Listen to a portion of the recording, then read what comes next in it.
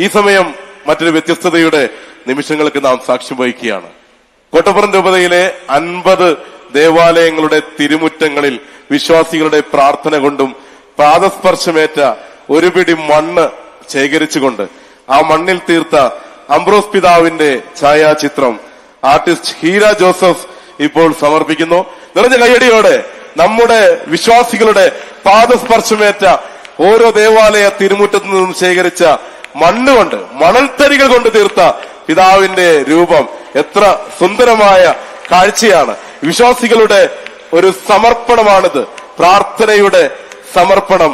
പാദസ്പർശനമേറ്റ ദേവാലയ തിരുമുറ്റത്തു നിന്നും ശേഖരിച്ച മണൽത്തരികൾ കൊണ്ട് ഹീര ജോസഫ് എന്ന അനുഗ്രഹീത കലാകാരന് നല്ലൊരു കയ്യടി കൊടുക്കാം നമുക്ക്.